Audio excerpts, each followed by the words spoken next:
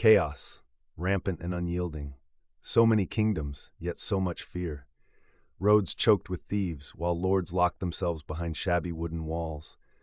The old guardians of power seemed adrift, and no one knew who might save them. People whispered about roving hordes, unstoppable foes, and the threat of total collapse. In every dark tavern, rumors bounced off the rafters. Who will stand for us? Who can take charge? Tension flared day after day. Smoke rose from villages on the horizon. Merchant carts crawled under heavy guard, while peasants prayed for mercy.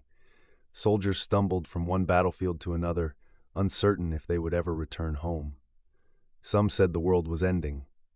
Others spat on that notion and braced themselves for the next war. Yet in this swirling dread, a new force was gathering. A clan not satisfied with half measures, a group ready to challenge the old structures and claim its own destiny. Night fell early during these turbulent years. Huddled inside cramped huts, weary folk told stories about distant heroes and glorious leaders, but those names felt more like legends than anything real. It seemed that no single hand could hold the reins of order. Even the church struggled to rally believers. Petty chieftains snarled at each other over scraps of land. Pacts were broken as quickly as they were made. And still, over jagged hills, a shadowy momentum built. Fed by ambition and raw courage, hard-fought battles over farmland spilled blood across meadows. Fortified towns kept watch for invading riders. Bells clanged at random hours, warning of looming raids. Tax collectors roamed in ragged clusters, desperate to squeeze coins from peasants who had nothing left to give. Wooden huts collapsed in the mud, battered by storms. Men wrapped themselves in threadbare cloaks, trudging under gray skies, cursing the day they were born. Meanwhile, the local elites bickered over which name should grace the throne. But the real question was simpler. Who had the might to hold that throne? Some insisted that the old line of kings would rise again. Others said a new bloodline had already won the hearts of certain allies. Whispers carried strange tidings. A man named Charles Martel stands firm. He crushed a savage threat from the south. He might be the hammer we need. Lists of fresh rumors spread. The name Martel echoed in taverns, alleys, and church corridors. People argued, is he a savior or just another warlord? Tension crackled like lightning whenever his name was uttered. In these days of uncertainty, a single victory could shift the balance. A single triumph could pave the way for a new order. The old monarchy was feeble. Some called it nothing but a hollow figurehead. Real authority rested in the hands of those who commanded armies and controlled wealth. Rival dukes and counts wrestled for power. Blades drew lines on rough maps, deciding which region belonged to whom. Priests tried to preach peace, but even they placed bets on whichever leader seemed strongest. Priestly blessings went to those who promised to protect the church's lands. And in the midst of all this, the seeds of a future empire were quietly planted in the hearts of a determined dynasty. The roads between towns turned into bandit havens, dotted with hidden ambushes. Traders dreaded the trip, certain they would lose cargo or worse. Sentries on makeshift watchtowers squinted at the horizon, scanning for any sign of mounted raiders. Even a modest group of armed men could terrify entire villages. The rumor mill churned out monstrous tales. They say these men fight with no mercy. They torch everything in sight. Whether these stories were accurate or not, fear spread faster than wildfire. Common folk, tired of endless fear, started to look for a protector, someone who could deliver stability, even if that stability was forged through iron discipline. In hushed corners, some remembered the days when Rome had been a unifying force despite the heavy hand of its laws. Now, the Roman legacy felt like a distant legend.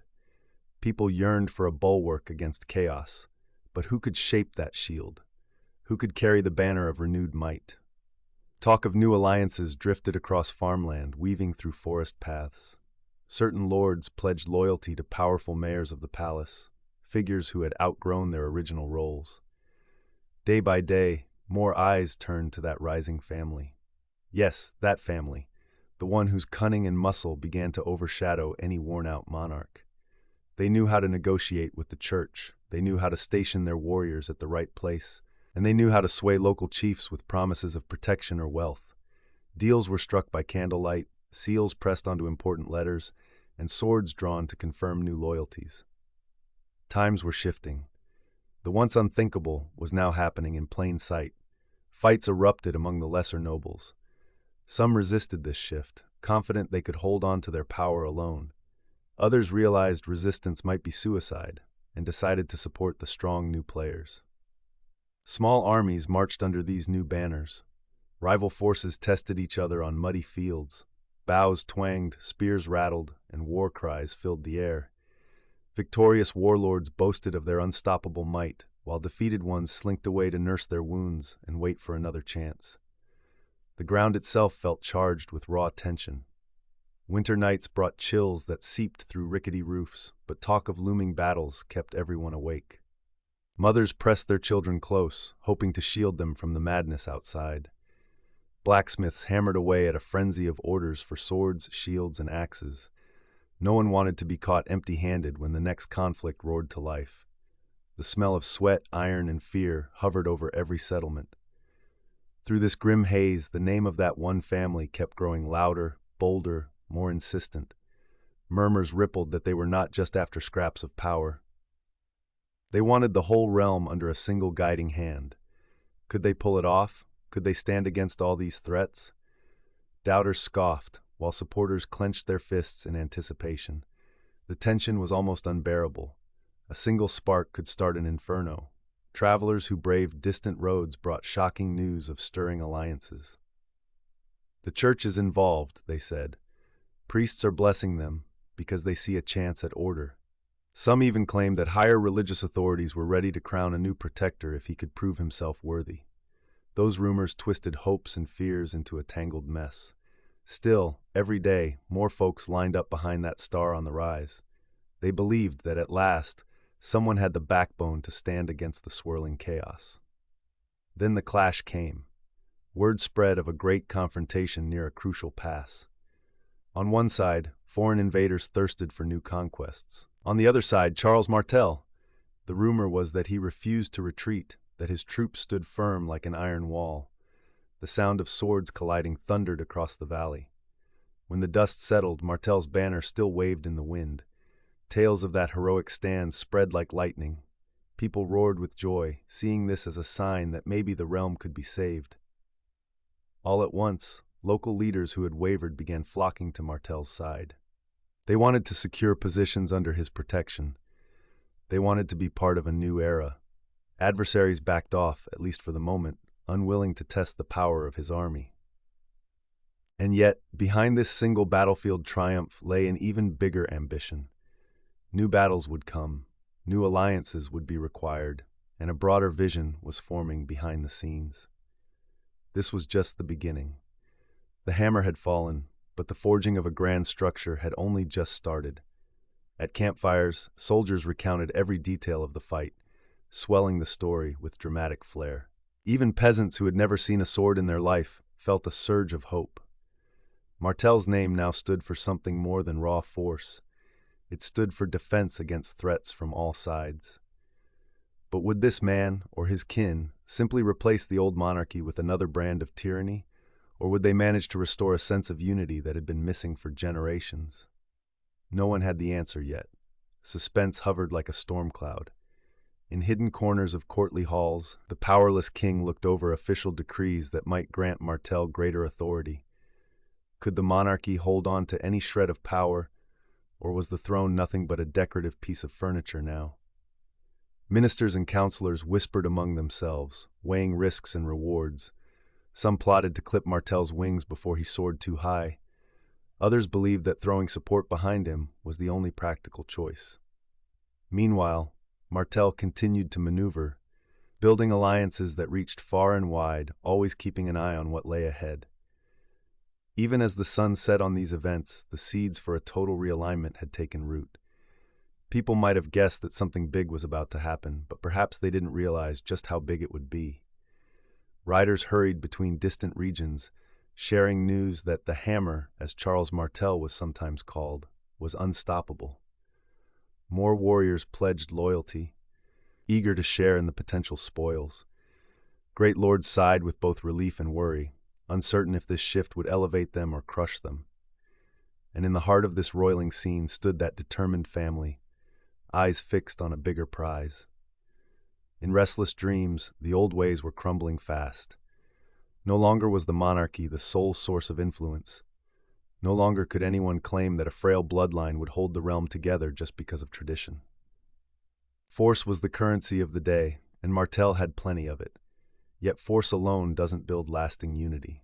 More moves were needed, moves that would require not just brawn but also strategy and political savvy. The question hung in the air: was this a golden chance for renewal or the dawn of a darker era? Watchful eyes in neighboring lands took notice.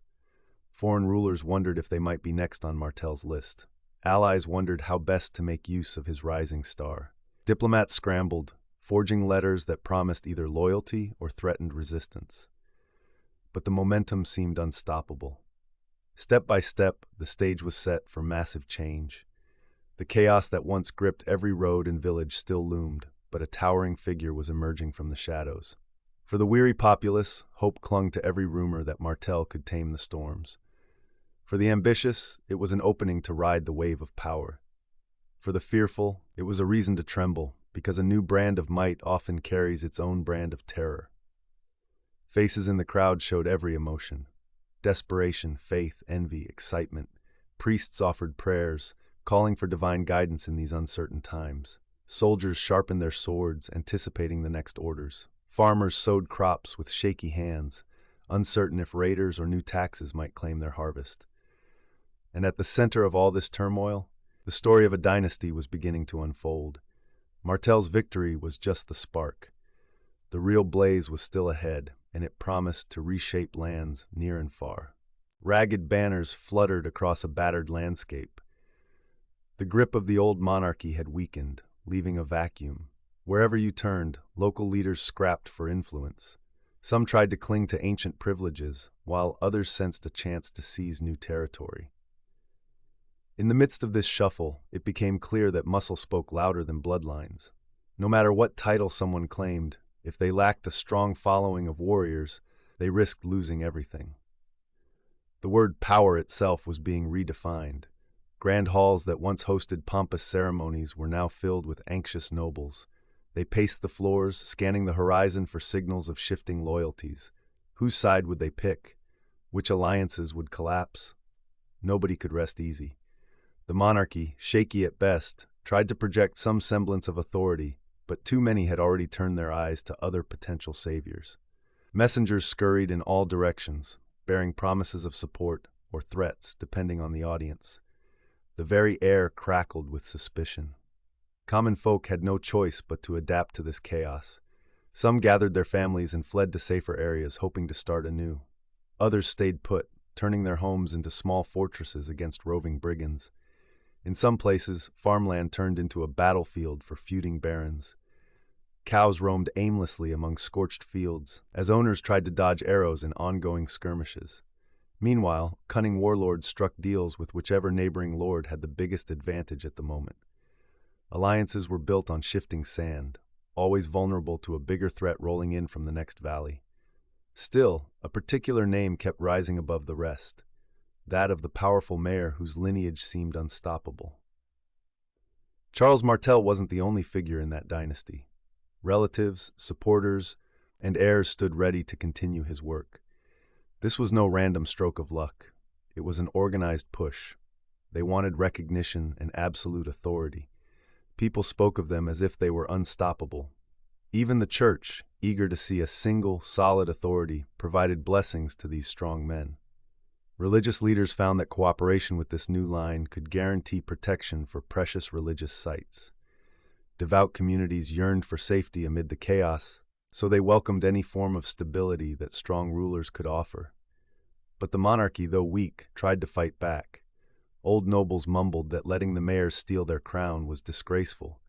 How could a mere mayor overshadow the royal name? They tried to muster an army to remind the realm who wore the crown, but the truth was brutal. The so-called king had little real support. Armies are expensive. Morale depends on victory. And many knights and foot soldiers believed the future belonged to the rising family. So some refused to join the king's forces.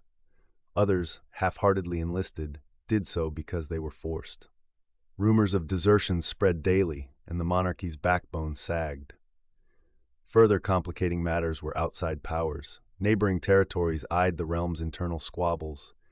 Some wondered if they should invade. Others tried to form pacts with the new power brokers, hoping to secure their own borders. Diplomatic envoys arrived at the edge of the realm, offering gold, trinkets, and sweet words in exchange for mutual defense pacts. Everything was in flux. The realm teetered on a knife's edge, uncertain whether war or unification would come next. Yet, from a practical standpoint, many locals favored a unifying force. They were worn out by endless raids and petty wars. They craved an end to fear. Even if that end meant bowing to a new line of kings, some believed it was worth it. Harvests had suffered from constant disruption. Trade routes had collapsed under bandit attacks, and entire families had lost their homes. So, in hushed tones, peasants and craftsmen prayed for a real shift in leadership. They pinned hopes on the mayors who promised results, rather than vague words from a throne that had been powerless for years. Priests gave sermons on the importance of unity under God. They called for a ruler who would respect the church yet also defend its lands. Over time, many in the church recognized that cooperation with the rising dynasty brought tangible benefits. When local warlords threatened church property, the new power brokers stepped in with swift retaliation. Monasteries breathed easier, knowing they had strong backing. This partnership of convenience shaped the political landscape. Some critics said the church was selling its soul for security, while others argued it was the only sensible route in such chaotic times. Elsewhere, gossip thrived. Bards sang songs about the unstoppable family, describing them as both heroes and conquerors.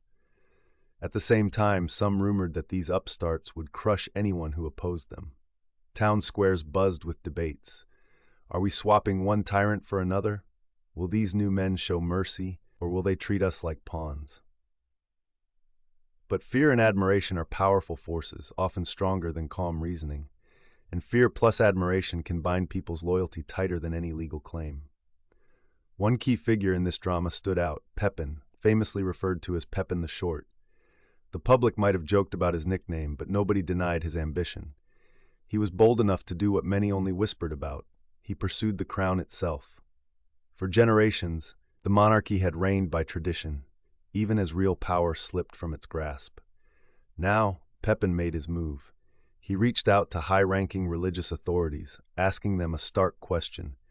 Who should be king, the man who holds the title or the man who wields true power? That question became a lightning bolt in the realm. The church's response changed everything.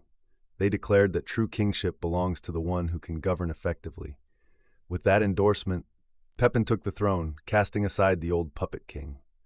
For many onlookers, it was a jarring moment. A mayor, rising up to claim the throne from an ancient royal line. But what could the monarchy do? They lacked the resources to resist. So, Pepin's coronation signaled a point of no return. People called it a bold step, an unprecedented challenge to the notion that a royal bloodline is sacred.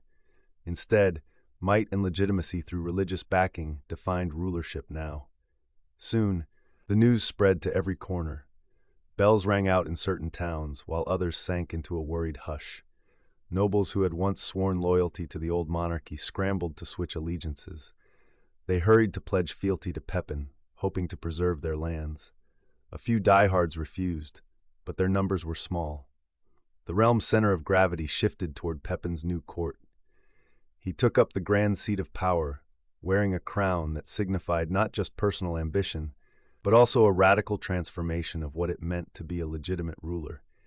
Some saw it as the dawn of a promising era, others viewed it with dread. Either way, it was unstoppable. With Pepin firmly on the throne, a ripple effect swept through governance.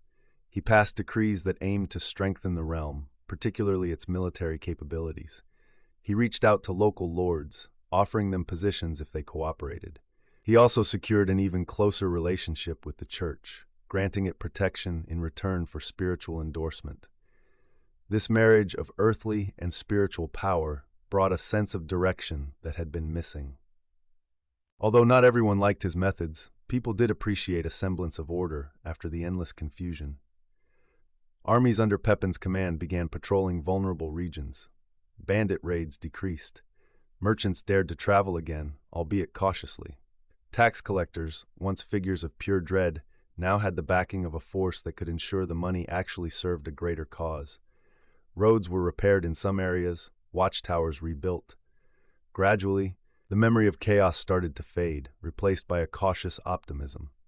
Still, old rivalries lingered. Borders were never entirely secure, and Pepin knew he had to act fast if he wanted to solidify his new status. Among Pepin's children was a boy named Charles, soon to be known by a name that would shake the continent. This child observed the swirl of politics and war from a young age. He saw how his father managed alliances. He watched how the church offered legitimacy, how noble families shifted loyalty, and how a strong king could move armies with a mere word. These lessons shaped him. People around the palace could sense a spark in the young prince's eyes.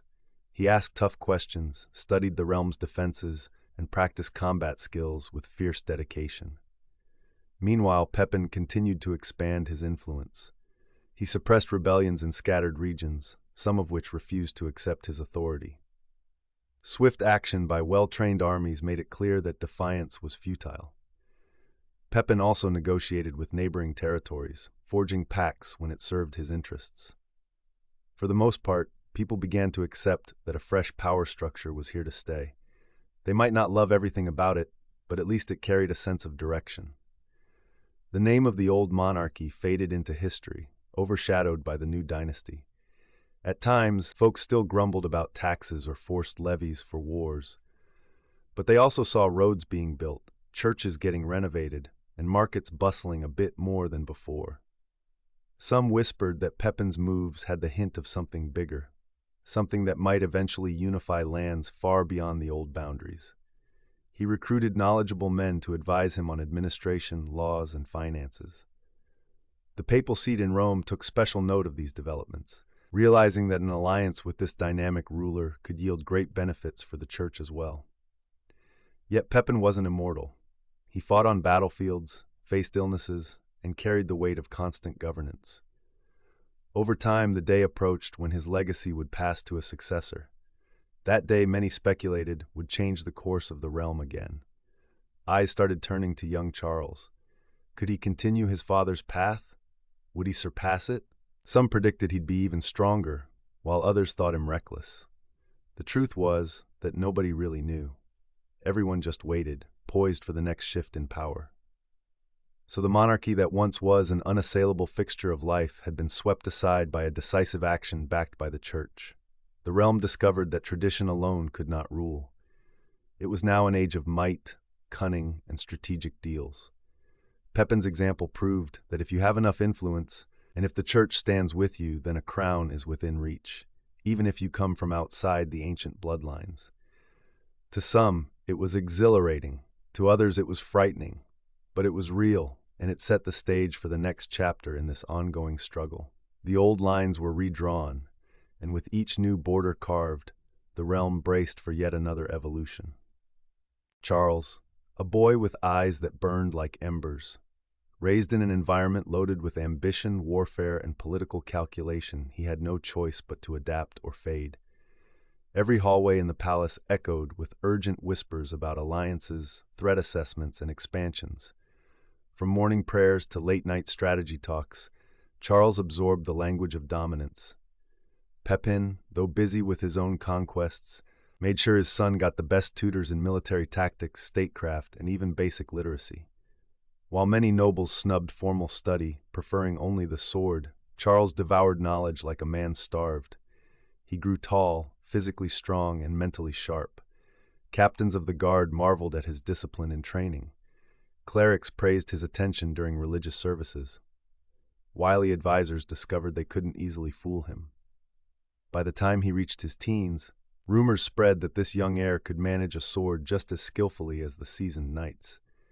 Yet for all his talent, Charles also bore immense pressure. He knew that his father had set an example that demanded not just competence, but greatness. Pepin's final years brought fresh challenges: border skirmishes, the occasional rebellion, and tensions with neighboring powers who still resented his rise. Through it all, Charles watched and learned. He rode alongside his father's armies, witnessing firsthand how discipline and morale could tilt the outcome of a battle. He studied the art of forging alliances with local lords, using everything from arranged marriages to lucrative trade deals. He learned the power of religion in politics, how a blessing or a prayer could sway entire populations. By the time Pepin's health began to wane, Charles had a clear sense of what needed to be done to keep the realm stable, and more than stable, to make it mighty. Then the day arrived when Pepin's breath ran out. Mourning ceremonies followed, with church bells tolling across the land. Nobles, clerics, and soldiers gathered to pay respects. Yet under the solemn hush, new anxieties brewed. Would Charles prove as capable as his father? Would he hold the realm together, or would enemies exploit a moment of weakness? A hush settled over the crowd as Charles stepped forward to accept the responsibilities left by Pepin. Some onlookers trembled, while others cheered. The future had arrived, and it carried a name that would soon ring across continents. From the start, Charles took decisive steps. He reappointed key officials, but also dismissed those suspected of corruption. He reorganized the army, insisting on stricter training drills. He even intervened in local disputes personally, traveling from region to region to ensure that the new order was respected. The church recognized his energy and offered enthusiastic support. In return, he upheld religious privileges, punishing those who looted church property. Word spread rapidly. A fresh wind was blowing through the corridors of power. The new ruler seemed unstoppable and unwavering. Threats from outside soon tested his resolve. Rival realms saw an opening in the transition of leadership. They tested the borders, attempting quick raids. Charles responded with swift and harsh campaigns that showcased his military grit. He refused to back down or negotiate from a position of weakness. Soldiers under his command felt a surge of pride. They saw in him a commander who not only demanded discipline, but who also fought in the thick of battle. Before long, the realm's neighbors realized that Charles was no soft target. At the same time, he reached out diplomatically. He offered treaties to certain nearby rulers, trading short-term concessions for long-term security. When he shook hands, he did so with a direct gaze that made lesser men falter. His presence alone seemed to carry a weight that came from a life steeped in command. Courtiers noted that he was not easily swayed by flattery or empty promises. He wanted results. He wanted stability. And if anyone tried to block his path, he stood ready with a fully prepared army. As months turned into years, his reputation soared. People started calling him by a more commanding name, forging a title that would outlive his mortal existence. He kept expanding the realm's frontiers, subduing rebellious territories and forging pacts with others. The local populations often found themselves better off under his rule than in the chaos of smaller warlords. He built roads, supported the church in establishing schools, and brought a sense of structure that had been missing for far too long. Yes, he could be harsh, very harsh. There were forced conversions, brutal crackdowns, and heavy taxes to support his campaigns. But the trade-off was a realm that finally looked like it could stand tall amid the storms that once ravaged it. He also took a keen interest in standardizing laws. Advisors worked under him to record regional customs and unify them into a more coherent system. Although this process was slow and often clumsy, it began to sow seeds of broader governance. Local lords had to adjust to the idea that they were not absolute in their fiefs. They answered to the larger realm, and that realm answered to Charles. This shift in power dynamics unsettled some, who yearned for the days when a local count could do as he pleased. But many saw the benefit of belonging to a more robust whole, especially when external threats loomed. News of his victories reached distant lands. Foreign envoys ventured to his court, seeking alliances or at least safe passage for merchants. The church continued to bless his endeavors, hailing him as a champion of faith. He, in turn, offered donations to monasteries, along with strict commands that no soldier should harass those devoted to prayer. Yet he expected loyalty from church leaders. If they strayed from his grand design, he had no qualms about reminding them who held the real power. During festivals and religious feasts, Charles appeared in richly decorated robes, not to show off wealth for its own sake, but to demonstrate that the realm stood strong. He dined with high-ranking clergy, discussing plans for better organization. He gathered top warriors, awarding them land or titles for their service. Each gesture strengthened bonds that stretched across the kingdom. A single nod from Charles could mean advancement or disgrace for any official. Consequently, everyone from noble families to lowly knights jockeyed for his favor. Behind closed doors, scribes recorded these events, building archives that would later be praised as the beginning of a more literate era. Charles insisted that certain documents, especially treaties and legal codes, be preserved in writing. He summoned educated monks to copy old manuscripts, ensuring that knowledge wouldn't vanish in the chaos of war. Such tasks might seem mundane, yet they laid foundations for future scholars. By strengthening administration and encouraging literacy, at least among the elite, Charles inadvertently stoked the fires of a cultural shift. Not all was peaceful. Factions within the kingdom sometimes resisted his commands. Certain regions, used to centuries of independent rule, struggled to accept the new central authority. Uprisings flared, fueled by anger at taxes or by local rivalries. Each time, Charles responded with a methodical show of force, crushing opposition before it could spread. Terrified rebels surrendered, pleading for mercy. Some were spared to teach others a lesson, while others faced grim penalties. This ruthless pattern reinforced the idea that challenging Charles was a fool's errand. Meanwhile, the church kept its close ties with him, but tensions emerged over how far the realm's armies would go in enforcing religious uniformity. Charles pressed for unity, seeing it as a cornerstone of a stable state. The church largely supported his stance, though a few bishops worried about forced conversions. Still, these voices were relatively small. The bigger picture was that Charles offered the church a chance to extend its reach into new territories, and that was hard to resist. Over time, Charles became an icon. Nobles from all parts of the realm flocked to his court, presenting gifts and offering their sons as squires. He held grand gatherings where local leaders pledged loyalty, receiving in return a measure of autonomy, provided they acknowledged his overarching command. He continued to refine the administrative systems, appointing officials to oversee distant regions, ensuring that taxes and levies flowed properly. His oversight of these officials was strict. If any of them dared to steal or misuse their power, they would quickly face his wrath. In the quieter corners of the kingdom, peasants carried on with daily life. Many of them lived and died without ever laying eyes on Charles, but they heard his name constantly. They prayed for stable times, fewer raids, and some sense of justice from the local lords. If that justice came because the man at the top demanded it, then all the better. And if the taxes were high, well, at least they knew it was building the roads and paying for the armies that kept them safe, relatively speaking. That small comfort was better than the total lawlessness of past decades. The scope of his ambition was vast. He dreamed of securing every frontier, forging a mighty realm under one rule. He led troops far and wide, crossing rivers and climbing mountain passes. Chroniclers describe the long columns of cavalry, each knight with polished armor that caught the sunlight.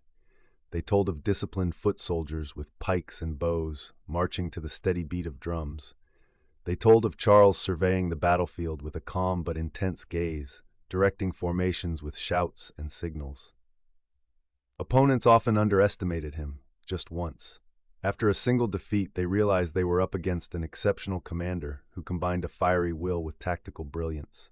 Victories piled up, awarding him spoils, hostages, and new territory. Foreign peoples watched anxiously as the realm expanded. Some tried to resist, only to be met with fierce retaliation. Others negotiated, offering tribute in exchange for peaceful coexistence. In many places, local cultures blended into the ever-growing kingdom. Churches were built, local elites were integrated, and local laws were adapted to fit into the larger legal structure. Step by step, a new order took shape, guided by Charles's iron hand. No matter how many foes he defeated, new ones appeared beyond each horizon. Perhaps that was the nature of ambition. Victory stirs the envy or fear of others. But Charles pressed on, convinced that God, or fate, had chosen him to unify these lands. Clerics around him echoed that sentiment, fueling his belief that his conquests served a holy cause. Some critics whispered that these endless campaigns were a burden on the realm's resources, but few dared to voice such concerns in public.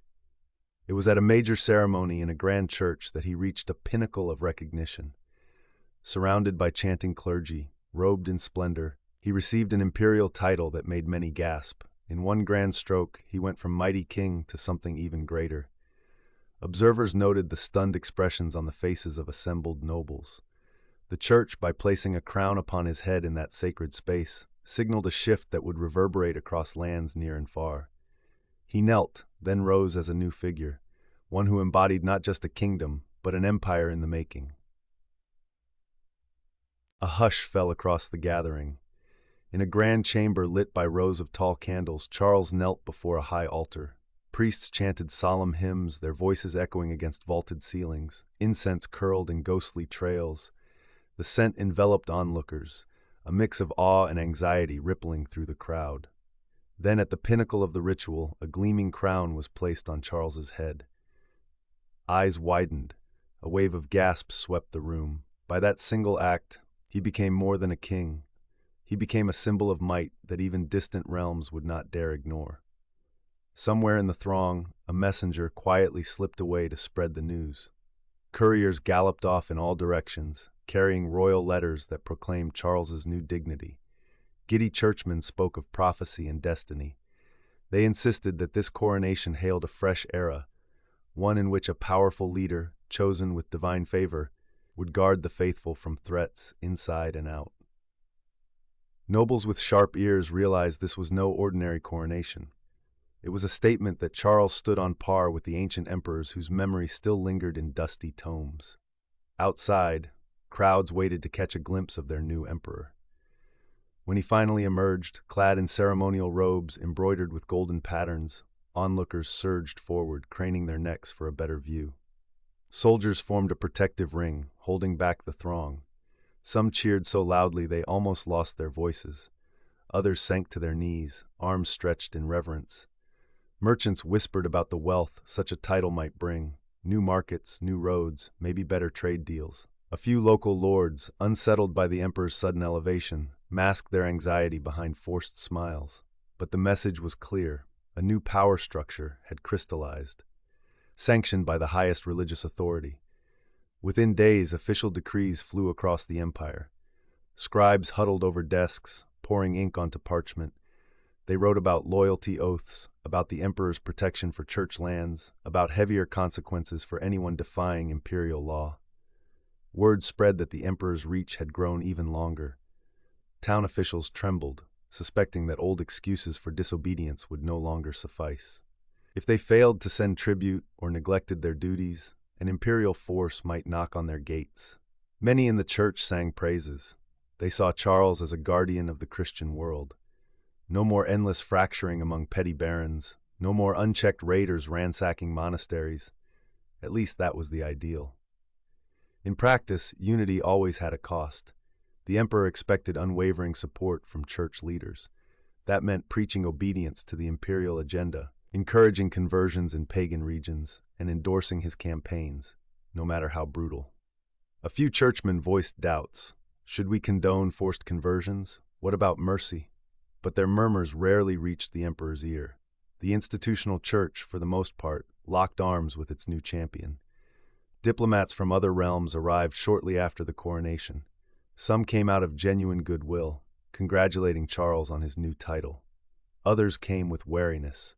They brought gifts, fine horses, gilded cups, exotic spices, to soften any harsh intentions. They flattered him at grand feasts, sipping wine from jeweled goblets while scanning his reactions.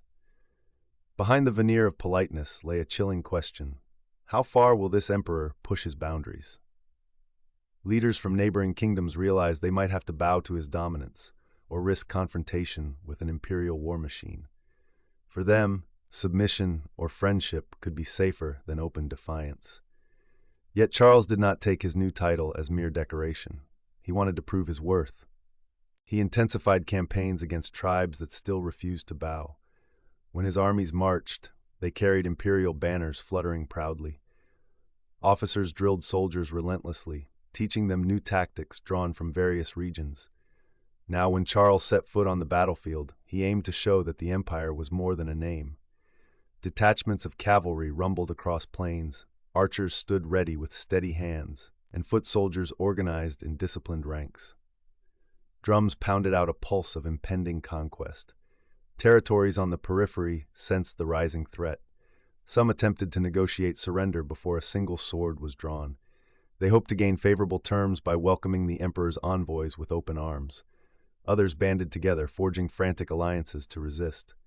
Still, news of the emperor's recent victories spread fast, and it eroded the morale of would-be opponents. One rebel lord exclaimed before his men, "We stand against him or lose our freedom." But the soldiers' eyes betrayed doubt. They knew how massive the imperial forces were. They knew how relentless Charles could be once he set his sights on a region. Village after village fell under imperial authority. Some resisted and felt the sword's edge. Others offered submission, swearing oaths of loyalty amid pompous ceremonies. In certain spots, local customs blended into the empire's broader framework. The emperor's administrators noted these customs, adapted them when it was advantageous, or stamped them out when they contradicted his vision. Over time, a patchwork of legal norms began to solidify into a more unified system. Local counts received direct orders from the palace. Bishops in remote areas acknowledged the emperor as God's chosen protector. Roads were repaired, watchtowers reinforced, and trade routes monitored for suspicious activity. It was as though countless smaller worlds had been swallowed by a single cosmic power. Not everyone was thrilled. Some pockets of resistance remained, hidden in thick forests or behind mountain walls. Bandits still lurked, preying on merchant caravans whenever imperial patrols were thin. Old tribal loyalties flared now and then, leading to sudden revolts. The emperor's response was swift punishment. Public floggings, hangings, confiscation of lands. He wanted to project an image of absolute control, a shield and sword for the faithful. Many accepted the discipline, weary of perpetual strife. But there were always a few who tested the boundaries, hoping the emperor's focus might slip. It rarely did. At court, the emperor gathered an array of advisors. Some were veteran warriors with scars from dozens of campaigns. Others were scholars from monastic schools, skilled in Latin and administrative tasks. Charles challenged them to find better ways to organize his realm. More precise tax codes, improved legal rulings, and tighter systems for fielding armies. He listened, weighed ideas, and made decisions with the same firm hand he used in war. Though far from gentle, he appreciated the importance of knowledge. A single well-crafted order, he often said, could do more than 1,000 swords if directed properly. At times, foreign envoys brought gifts of rare manuscripts or scientific instruments, hoping to capture the emperor's favor. Such items intrigued him. He urged his clerics to study them, to see if they might serve the empire. The quiet halls of cathedrals became hubs of copying and learning. Monks hunched over desks, meticulously replicating old texts. They compared them to new treatises arriving from distant lands, bridging gaps in understanding. Although most peasants never glimpsed these scholarly pursuits, they were the seeds of a subtle transformation that might one day lift parts of society beyond mere survival. Stories circulated that the emperor had a towering presence, both physically and in spirit. Visitors described him as relentless in speech, quick to laugh when amused, but terrifying when angered. His daily routine started before sunrise, with prayers and counsel from trusted aides. By midday, he might host ambassadors or handle legal disputes. Late afternoon was often reserved for reading reports on the realm's well-being, followed by brief hunts or training sessions with the guard. Even in leisure, he seemed to exude restless energy. He demanded the same intensity from those around him. Sloth or incompetence were sins he would not tolerate. Military logistics also reached a new level of complexity under his command. The empire required large amounts of grain, horses, weapons, and equipment to keep its armies battle-ready. That meant forging agreements with local counts to supply raw materials, stockpiling resources in strategic locations, and ensuring that newly conquered areas contributed their share. The emperor's commissioners inspected everything, from the quality of iron at local forges to the condition of farmland near garrisons. These measures allowed troops to move swiftly without starving. They could surprise enemies with sudden offensives, striking before defenders had time to mount a proper defense. In border zones, Watchtowers rose against the skyline. Garrisons stood alert, scanning for any hint of invaders. Bells were installed to signal danger. Couriers learned routes that let them ride at top speed to the emperor's main camp if trouble flared. Meanwhile, inside the empire, roads became safer, at least relatively so. Merchants began to travel more frequently, bringing goods from distant provinces. Markets bustled with spices, cloth, salt, and tools. City gates saw a steady flow of peddlers, performers, monks, knights, and travelers from every corner, all under the watchful eye of imperial officials. The sense of a vast realm under one hand started to feel real in everyday life. Parades of noble families arrived at the emperor's court, hoping to marry their children into alliances that could secure wealth or military aid. The emperor, knowing the power of such arrangements, carefully approved or denied each match. Some families gained status overnight, while others were abruptly spurned. One rumor told of a count's daughter who traveled for weeks, only to be turned away at the palace gates because the emperor had changed his mind. Desperate lords might send lavish gifts, falcons, war horses, gold cups, in the hope of buying his goodwill. The emperor accepted them with polite nods, but he was not easily swayed. He never forgot that personal loyalty was built on proven service, not flashy bribes. Despite the empire's growing strength, countless tasks weighed on Charles. He saw new threats forming beyond his borders. He heard rumors of new weapons, new alliances, distant peoples who might soon test his defenses. He also knew that controlling such a vast area demanded constant vigilance against internal decay, greedy officials, slacking generals, corrupt judges.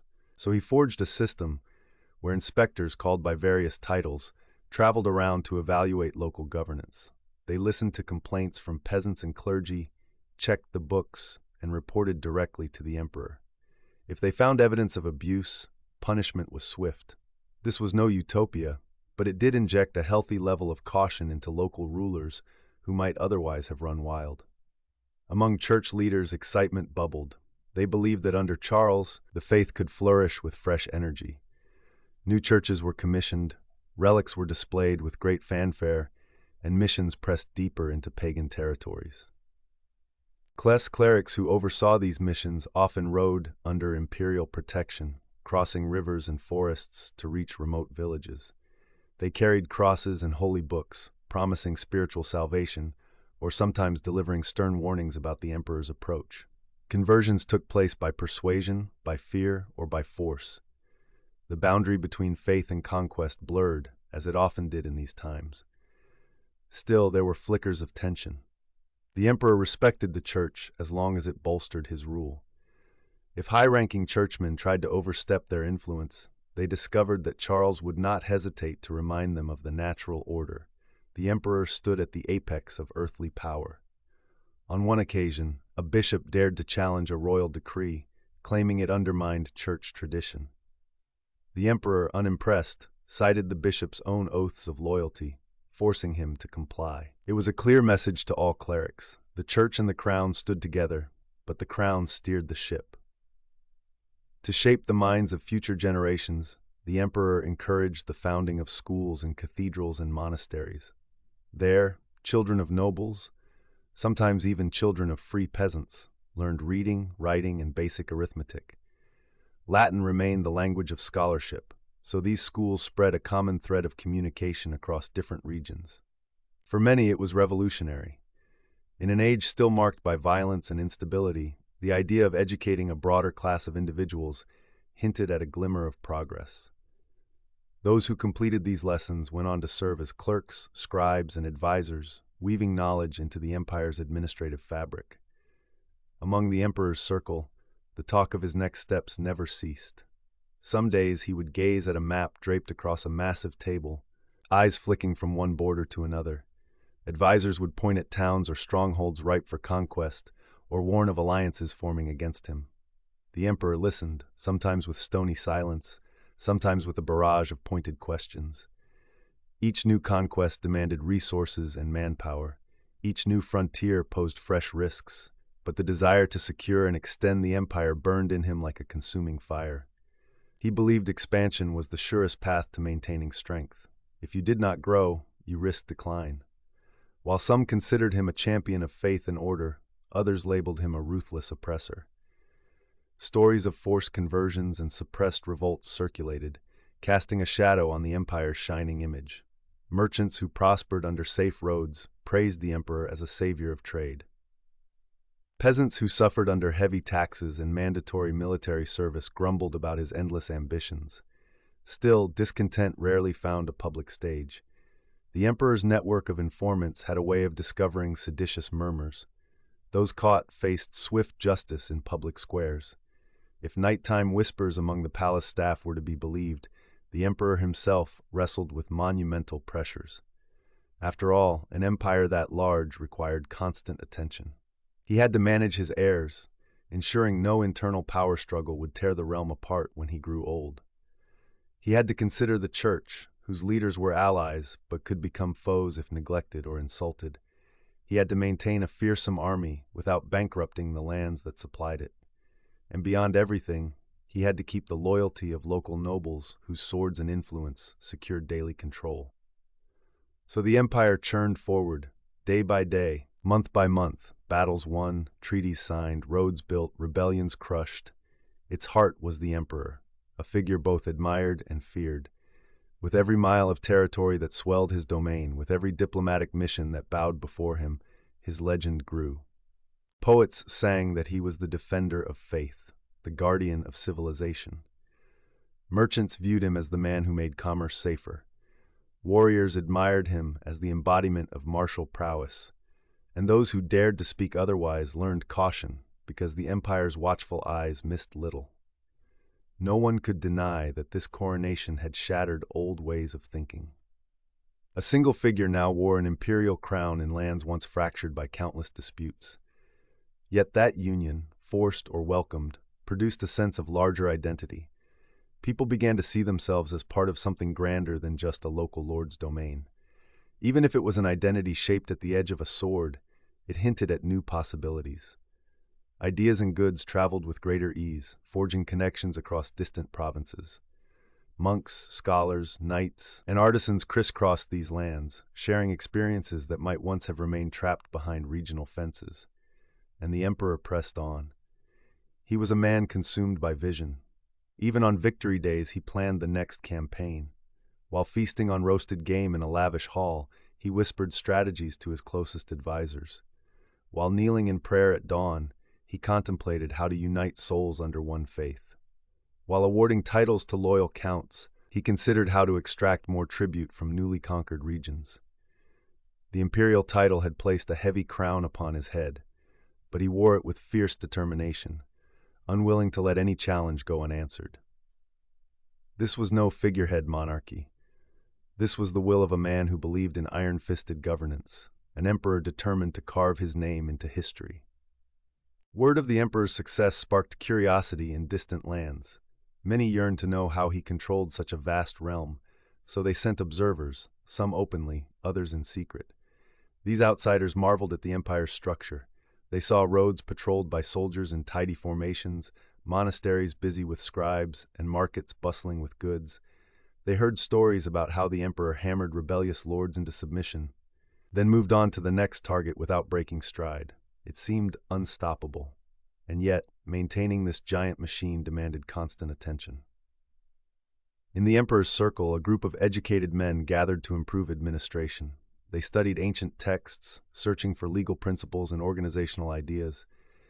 Some had come from far-off lands. Others were local monks with keen minds. Together, they drafted rules that aimed to unify the patchwork of old tribal customs. The emperor wanted consistency in law so that people across the empire would know what to expect. He also pushed for better record-keeping. Nothing fancy, just stable documents that spelled out property lines, taxes due, and feudal obligations. These measures reduced confusion, but they also expanded the empire's reach into people's daily lives. Local counts grumbled now and then, claiming the emperor's officials were meddling too much.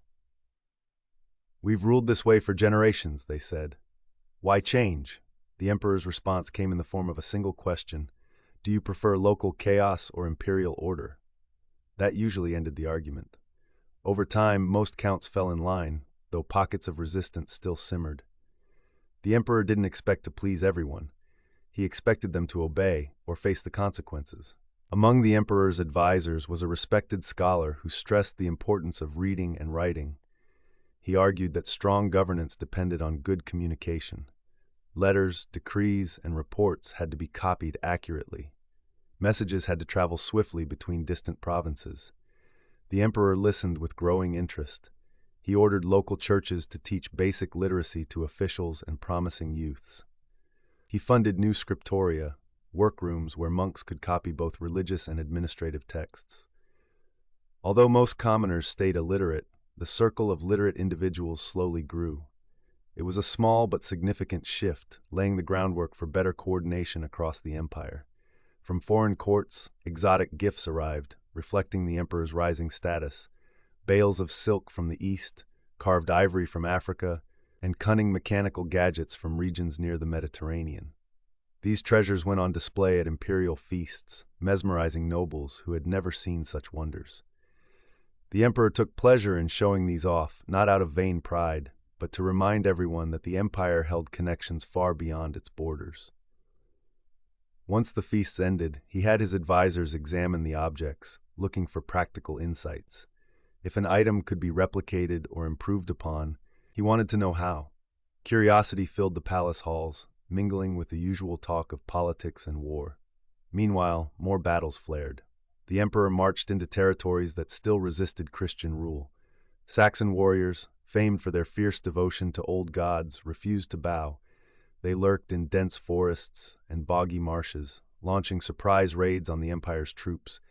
The emperor responded with grueling campaigns that spanned years. He set up fortifications in enemy lands, took hostages from local chieftains, and demanded conversions under the threat of crushing retaliation. It was a brutal strategy. Countless lives were lost on both sides. Yet, inch by inch, the empire pressed forward. Saxon villages either complied or were reduced to ruins. The emperor saw no middle ground. Accept the new faith and authority, or face annihilation. Some church leaders were uneasy about such tactics. They preached that genuine faith required voluntary belief, not just forced baptisms. But in the emperor's mind, unity demanded consistent practices. If tribes refused, they endangered the empire's stability. He believed that a single faith created a shared identity, a shield against fragmentation. So he pushed onward. Over time, the Saxon strongholds crumbled, though resentment lingered. Even after forced conversion, old rites sometimes persisted in secret. The emperor's gaze, however, soon shifted elsewhere. He had bigger plans than merely taming a single region. To the south, tensions with other powers occasionally turned violent. The emperor formed strategic marriages to soothe certain rivals, offering distant relatives in wedding deals that united two families, or at least prevented open conflict. These marriages didn't always result in genuine affection, but they served the empire's diplomatic needs. He also cultivated trade agreements, allowing foreign merchants to reach new markets within his lands, in exchange for tariffs that swelled imperial coffers.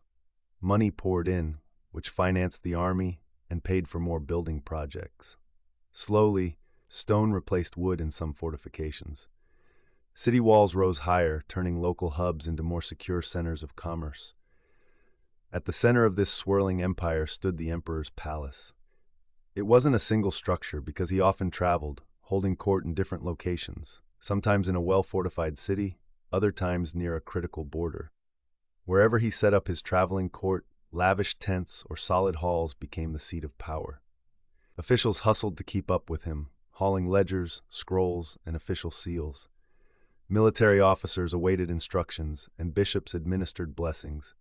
If the emperor heard of unrest in a distant province, he might pack up and move the entire court there, determined to tackle the problem firsthand.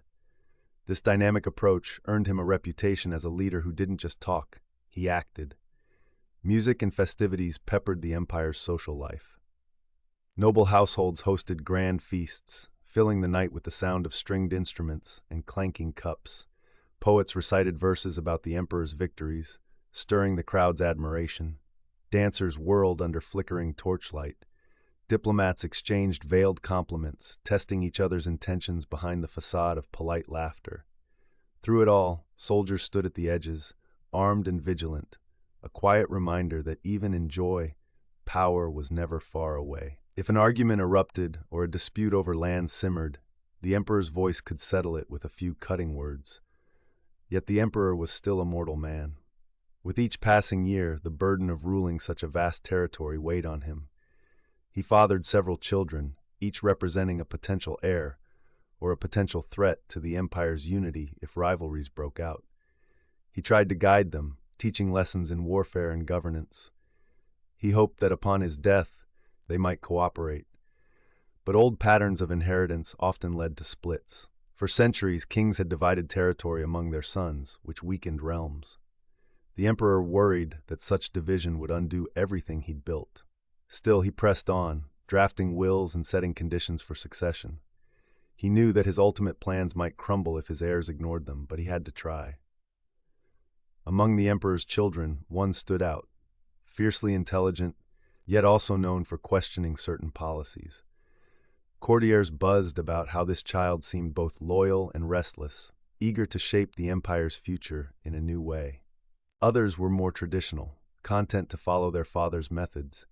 Some displayed raw ambition, eyeing the imperial crown as a prize they deserved by birth.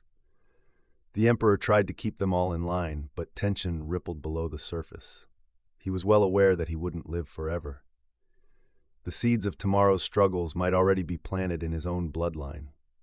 Meanwhile, new officials emerged in the bureaucracy, men who had climbed the ranks not by noble birth alone, but through military valor or administrative skill. That raised eyebrows among old aristocratic families who saw themselves as born rulers.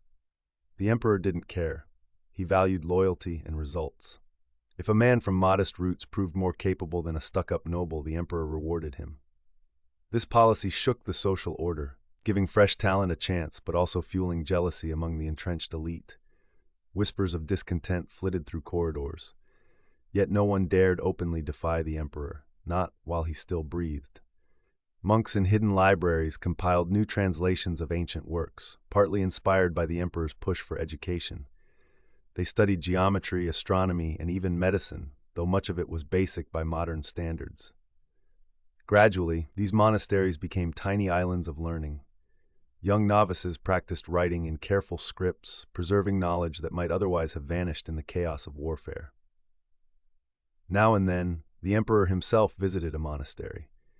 He would question the abbots about their texts, nodding or frowning at their responses. He believed that a well-ordered empire needed a moral and intellectual backbone, an idea some found surprising for such a formidable warrior king. However, the emperor's demands on these monastic communities were steep. He expected them to churn out trained scribes who could serve the empire. He also expected them to pray for his conquests, offering spiritual support as he expanded into unfamiliar lands. Monastic life could be harsh, but it provided a sanctuary for quiet minds in an age of steel. While peasants toiled in fields, uncertain if new taxes or levies would disrupt their meager livelihood, the monks hammered away at parchment. The emperor had given them the means to thrive, but also placed them under the shadow of his absolute power. In the broader empire, peasants still lived tough lives. They bowed to local lords, paid taxes in grain or labor, and served in the emperor's armies when called. Many had never traveled farther than the nearest market town. Yet they heard tall tales of the emperor's feats from traveling minstrels or passing merchants. Some shrugged, too busy plowing fields to dwell on politics. Others found pride in belonging to a grand realm, believing it protected them from worse fates. The roads indeed felt safer than in decades past, and trade fairs brought fresh opportunities to sell produce or livestock. If that stability cost them a higher levy or stricter rules, most accepted it as the price of living under a powerful shield. Local lords, in turn, had to dance carefully. They couldn't ignore the emperor's taxes or laws, but they had some autonomy to run their estates. Many turned their lands into small power bases, organizing militia to keep the peace and to be ready for the emperor's summons. Those with cunning found ways to profit from imperial campaigns, selling supplies, hosting traveling troops for a fee, or renting out farmland to settle veterans. Some grew rich, erecting sturdy stone keeps in place of older wooden fortresses. The empire, for all its demands, offered a kind of path to wealth if one navigated it wisely. Beyond the borders, other rulers watched the emperor's empire grow with a mix of respect and alarm. They whispered among themselves that if they didn't curb his ambition, their own domains might shrink under imperial pressure. Some forged alliances with each other, hoping to present a united front. Others tried to befriend the emperor, sending him elaborate gifts or offering him a portion of contested lands. The emperor evaluated every diplomatic approach. Sometimes he responded with warm acceptance, especially if he smelled profit or strategic advantage. Other times he turned icy, letting foreign emissaries stew in uncertainty until he decided whether to crush them or sign a pact. Reports flowed in from all corners. Messages about a brewing revolt here, a border incursion there, maybe a bishop complaining of local corruption. The emperor would gather his senior officers, weigh the threat, and issue commands. If a revolt seemed minor, he might dispatch a regional garrison to quash it. If it hinted at bigger danger, he might lead the army himself. In either case, the empire's reach extended through legions of scribes, writers, officials, and priests.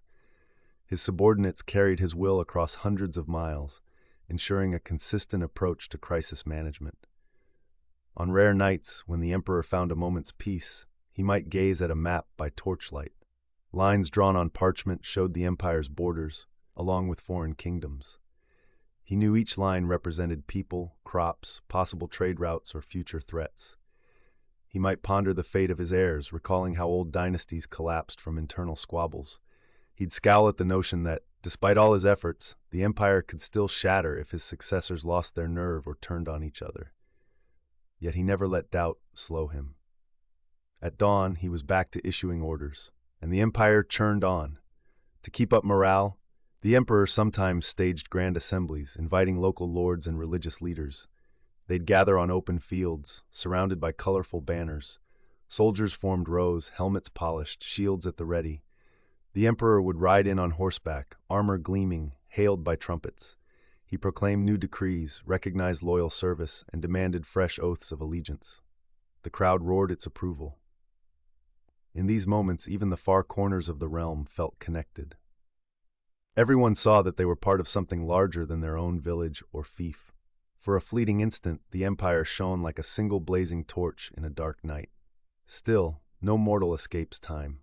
The emperor aged, shoulders bearing the weight of countless campaigns. Old war wounds ached in cold weather. Lines creased his face. He remained a powerful figure, but close observers saw subtle changes. He delegated more tasks to trusted commanders and family members. He spent longer hours discussing the shape of the future with bishops and advisors. The talk turned from conquering new lands to securing the old ones. Roads and schools replaced warfields in his planning. Yet if a threat arose, he could still muster enough ferocity to snuff it out. Those who assumed he'd gone soft soon found themselves trembling at the sight of his banner. The empire stood at its peak, stretching across diverse regions that once had little in common. Under the emperor's iron grip, they formed a structure that allowed trade, fostered some level of learning, and gave many a sense of belonging. But beneath the surface, tensions crackled. Some areas felt crushed by forced conversions or heavy taxes. Local rulers might resent intrusive imperial agents. Powerful bishops sometimes bristled at the emperor's demands. And in the wings, the emperor's offspring looked ahead to the moment they would fill his place or battle each other for it. The empire's triumph was real, but so were the seeds of friction. For the moment, though, the emperor's word was law. Armies patrolled. Roads bustled. Prayers rose in countless churches, praising the unity that had silenced so many feuds. Minstrels sang tales of epic battles, painting the emperor as a knight of unmatched valor. Diplomats came and went, forging treaties that saved some lands from invasion and sealed the fate of others. The entire realm seemed to revolve around one central figure, whose vision had reshaped the political map of the West. And that figure, though mortal, cast a shadow that stretched across every horizon in his dominion. Fresh dawn, flickering torches in palace corridors, and hushed voices echoing under stone arches. The emperor's table was laid with letters from every corner, some reporting small skirmishes, others hinting at brewing trouble in allied territories. Even as he read, the emperor's mind raced. how to keep the empire stable when new plots and rivalries bubbled just beneath the surface. He had forged a huge realm, but now the day-to-day demands seemed unending. The very achievement that once thrilled him now weighed like an iron mantle on his shoulders. Inspections became crucial. He dispatched trusted agents called missi, roving inspectors empowered to check on governors, bishops, and local lords. These agents could audit finances, investigate abuses, and correct injustices on the spot. They were the emperor's eyes and ears, and their presence sent ripples of both fear and relief through the provinces. Fear, for those who cheated on taxes or mistreated people. Relief, for peasants who had somewhere to air grievances. Such a system helped knit the empire tighter, giving peasants a tiny spark of hope that their complaints might actually reach the highest seats of power. But it also bred resentment among local lords who fumed at being policed by outsiders. Letters described how some newly acquired regions struggled to adapt. Local customs ran smack into imperial law. A chieftain might claim old rights that conflicted with the emperor's reforms, or a bishop might impose strict religious rules that fueled rebellion among people who still clung to traditional rites. The emperor read these reports with a tight jaw. He valued consistency, not hodgepodge arrangements that jeopardized his grip. Command after command shot out from his desk. Enforce the standard rule. Rebuild the fort at once. Summon that chieftain to answer for his actions. He was determined to stamp out confusion wherever he found it. Among the emperor's advisors, a lively debate erupted. Some believed harsh measures, heavy fines, even executions were the only way to make the empire truly cohesive. Others recommended gradual assimilation, warning that too much force could spark greater revolts. The emperor leaned toward firmness, yet he wasn't blind to the dangers of constant brutality. So he walked a narrow path. Where local elites cooperated, he rewarded them. Where they resisted, he hammered them. It was a balancing act fueled by endless careful calculation. Soldiers remained the empire's backbone. Military training intensified. Veteran knights tested new recruits in punishing drills that involved archery practice, shield wall formations, and rapid cavalry maneuvers. The emperor wanted every garrison prepared for sudden conflict. They had to handle raids, quell riots, and launch swift offensives if foreign armies dared to cross the borders. Quartermasters stocked armories with spears, swords, and replacement parts for siege machines. Blacksmiths toiled day and night, forging metal into the instruments of war. Some might argue that these relentless preparations drained the empire's resources, but the emperor believed a strong military was the only guarantee of peace. Simultaneously, religious influence spread deeper. Priests, monks, and missionary groups built chapels in remote hamlets. They held ceremonies that introduced local populations to the faith, or imposed it, depending on perspective. In places where the new religion clashed with older beliefs, tensions sparked. Young folk might adopt the new customs, while elders clung to ancient rites. Families split over what gods to honor. The emperor, hearing about such disputes, ordered bishops to maintain order and unify the flock. He believed that one faith underpinned social harmony. Still, not everyone shared that vision. Some covertly practiced old traditions, concealing their rituals from watchful clerics. In the midst of these tensions, the imperial court displayed bursts of brilliance. Scholars polished manuscripts, penning notes on grammar, theology, and basic sciences. They studied geometry and rudimentary astronomy, seeking insights from texts that traced back to earlier civilizations. Copies of these treatises spread through monastic libraries, fueling slow but steady intellectual growth. Poetry thrived in some corners, though it often glorified the emperor's deeds rather than exploring new themes. Even music advanced. Church choirs developed more structured chants. The empire's cultural life showed sparks of vigor, hinting that the realm wasn't just about conquest and discipline. Yet the emperor could not ignore larger threats. His expanding borders touched regions inhabited by fierce tribes or by rival rulers who watched warily, sure that the empire meant to swallow their lands. Treaties were signed, carefully worded so that the emperor could later claim they'd been broken if he chose. Foreign envoys arrived bearing gifts and compliments, but also carrying hidden agendas.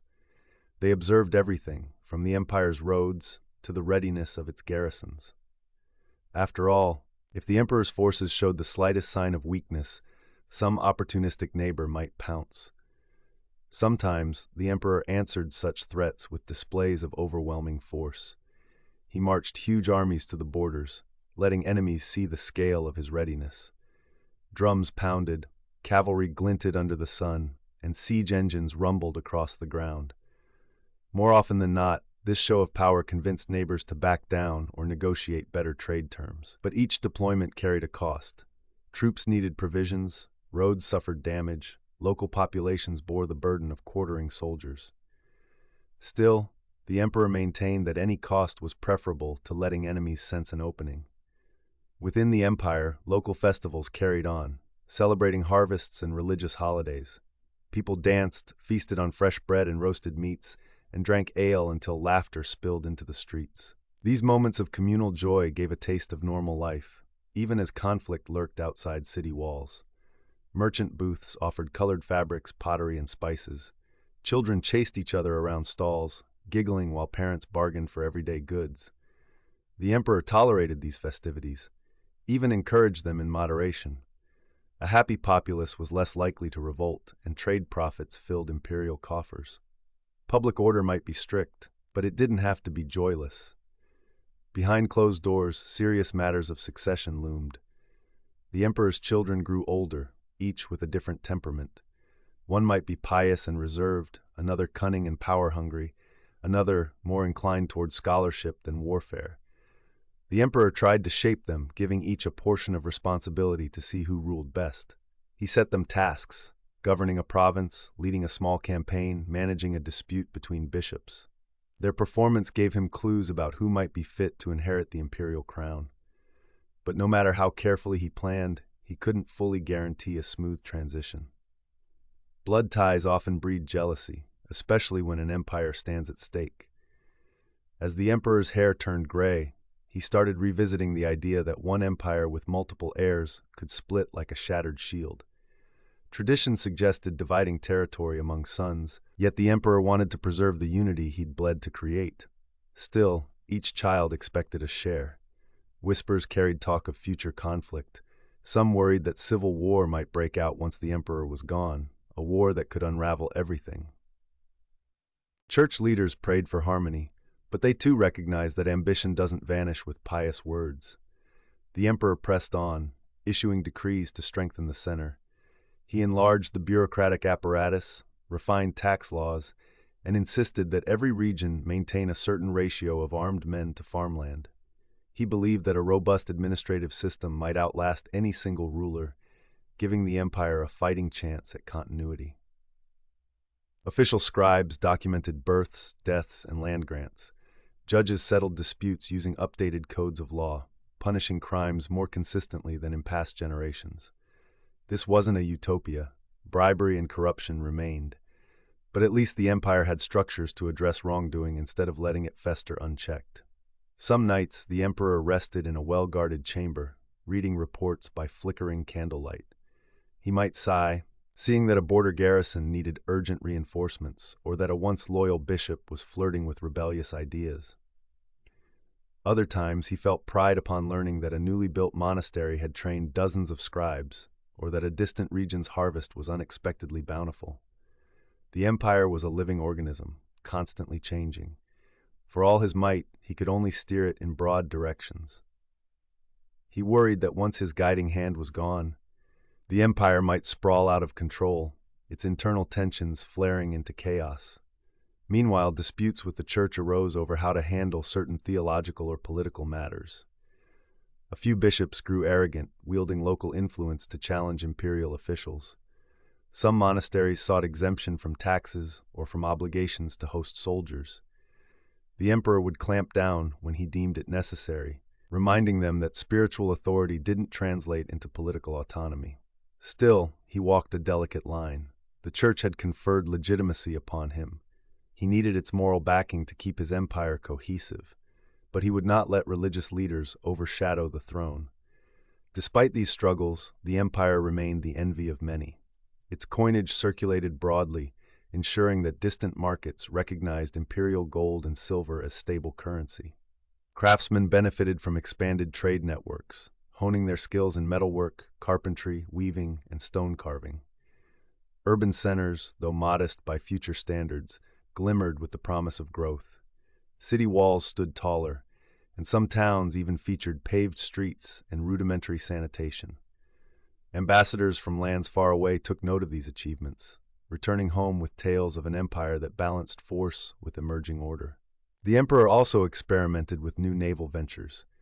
Though not a seafaring man by upbringing, he recognized that rivers and coastal waters offered strategic advantages: faster travel for trade and troops, plus a line of defense against pirates or seaborne raiders. Small fleets were constructed, manned by crews loyal to him. It was a tentative effort, but in certain regions, controlling rivers meant controlling trade routes, giving the empire yet another edge. Rivals who once relied on swift boat raids found themselves facing armed vessels flying the imperial banner. But even the mightiest empire cannot seal every crack. Dissident voices, once hushed, grew bolder in outlying areas.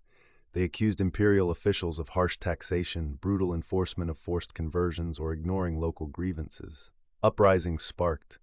Some were minor and stamped out quickly, their leaders executed. Others flared dangerously, requiring entire legions to suppress. The emperor's personal guard often joined these campaigns, ensuring that local commanders remained loyal.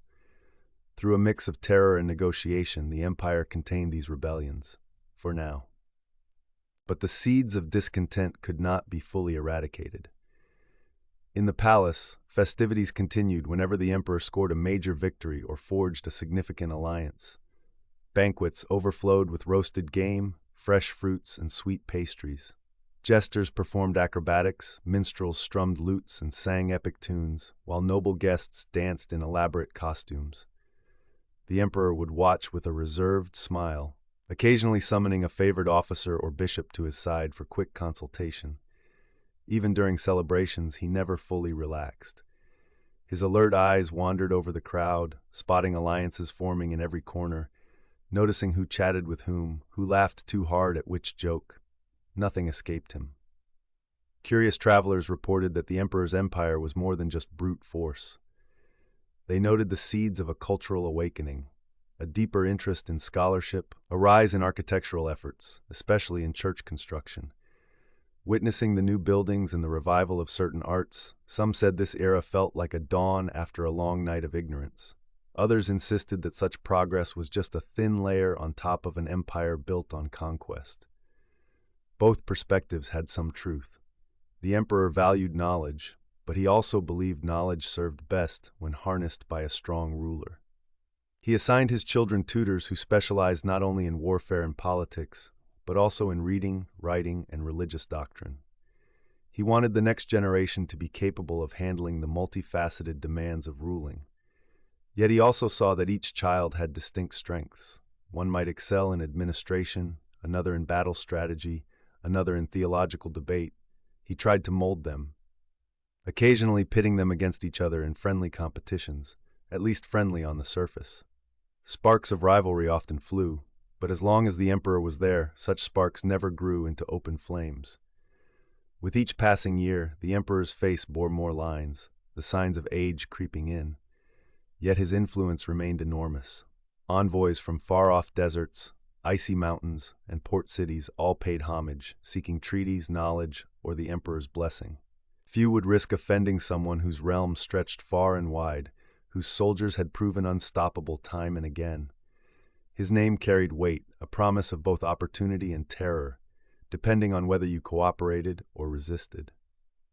Despite all his accomplishments, he sometimes felt the grip of mortality in quiet moments. Trusted servants overheard him pacing in the night, muttering about whether his empire could endure. He had witnessed how quickly fortunes could shift. One disastrous campaign, one plague outbreak, one major rebellion, and the whole structure might tremble. So he kept forging new alliances, training more administrators, building loyalty where he could. He was determined to leave an empire so strong that even his absence wouldn't destroy it. While crises flashed across the map like sparks on tinder, day-to-day life for the average person went on. Farmers tilled fields, blacksmiths hammered metal, mothers scolded children, priests preached on Sundays. Peace was never absolute, but life was more predictable than in those early days of endless raids and chaos. Many credited the emperor for this improvement, seeing him as a bulwark against anarchy. Others saw only another tyrant who claimed their toil to feed his ambitions. But most simply carried on, thankful that, at least for now, invaders did not torch their homes every harvest season. Such was the empire at this stage, strong, somewhat organized, brimming with cultural sparks, yet always overshadowed by the threat of internal and external strife. The emperor remained the linchpin, a towering presence who refused to let the realm fracture, but shadows lengthened. Distant powers continued to grow. New alliances formed in secret, and at home, the emperor's children inched closer to inheriting a realm that might test their unity as never before. Beneath all the triumphs, tension lurked, ready to burst if the careful balance tipped. And though the emperor's banner still flew high, no mortal reign lasts forever. Nightfall settled over the imperial palace like a deep sigh. Flickering torches cast dancing shadows on stone pillars, while a hush blanketed the corridors. The emperor, unable to sleep, paced his private chamber. His thoughts roared with questions. Which region would erupt next in revolt? Which border might crack under pressure from lurking foes? Could his children manage this colossal realm when he finally laid down the scepter? He stared at old battle maps pinned to the wall, recalling victories, but also the price they demanded in blood and gold. Outside, the empire breathed in slow rhythms. Horses stamped in the stables, knights polished armor by candlelight, monks scratched quills across parchment pages. A few servants, yawning, carried water and fresh linens for whichever official had worked far into the night. At every corner, guards stood vigilant, eyes flicking at every movement. So many layers of organization existed now, each supporting the emperor's grand vision of unbroken order. But the bigger a structure grows, the more cracks can form. Come morning, reports tumbled in with fresh urgency. One of the emperor's distant relatives, appointed as a regional governor, had refused to follow new tax guidelines. Local farmers had cheered him on, furious at the endless demands for grain and coin. The emperor's advisors urged swift retribution. But some suggested diplomacy, noting the region's strategic value. The emperor listened quietly, then barked out orders. Dispatch an armed escort to haul the rebellious governor to the capital, where he would face direct questioning. If the man could be bent back into shape, so be it. Otherwise, examples had to be made. Such incidents were all too common. With the empire's territory stretched so far, distant appointees often tested the limits of the emperor's grip. A single letter from the capital might take days, even weeks, to arrive. Meanwhile, local governors grew bolder. Some demanded bribes to offer protection to merchants, others imposed illegal tolls, pocketing money meant for imperial coffers. These practices infuriated the emperor. He had to act constantly, plugging leaks before they sank his massive ship of state. Punishments grew harsher. Confiscated lands, forced labor, even public executions. Fear kept many in line. But not all. In the bustling capital, crowds jammed the market square under the watchful eye of patrolling guards. Vendors hawked vegetables, cloth, wooden bowls, salted fish. Shouts and laughter collided with the clang of a distant blacksmith's hammer. A traveling bard sang heroic ballads about the emperor's early triumphs, drawing a small circle of listeners. Nearby, a young priest lectured on moral living, reminding passers-by that the emperor's realm stood under the divine gaze. From a window above, an elderly scribe peered out, observing how life thrived in the capital thanks to imperial might. Yet that same scribe knew many corners of the empire simmered with hidden discontent. Envoys from foreign courts strolled these same streets, marveling at the city's defenses and the hum of commerce. They attended banquets in ornate halls, sampling rich stews, fine wines, and spiced pastries. The emperor and his leading nobles dined in style, gilded plates gleaming in torchlight. Laughter rose at jokes told by favored courtiers, while musicians plucked lively tunes. But amid the festivities, the emperor never let his guard down. He noticed who spoke quietly in corners, who drank too heavily and let secrets slip, who seemed uneasy when certain topics arose. Spies listened, too, reporting every stray word that might hint at plots or shifting loyalties. Down by the river docks, the empire's trade network showed signs of expansion. Boats loaded with timber, wine barrels, and woven goods drifted under watchtowers. River patrols, sporting imperial crests on their small sails, inspected vessels for contraband or spies. Port officials took their cut in taxes, scribbling receipts into thick ledgers. Foreign merchants grumbled about the fees but paid. Profitable trade routes under imperial protection were better than traveling through lawless zones. Some sly traders tried to smuggle goods without paying, only to find themselves slapped in irons, their cargo seized. Order on these waterways echoed the emperor's broader rule: obey or face the consequences. Messages from frontier regions highlighted fresh challenges. In the north, a cluster of tribal chieftains had formed a defensive pact, alarmed by the empire's unstoppable growth. Rumors suggested they might launch raids unless the emperor negotiated better terms. In the south, a border fortress reported sightings of large cavalry forces gathering under a rival banner. Some advisors recommended a preemptive strike. Others warned that the empire couldn't risk a prolonged conflict right now. The emperor weighed his options, gaze fixed on a massive map.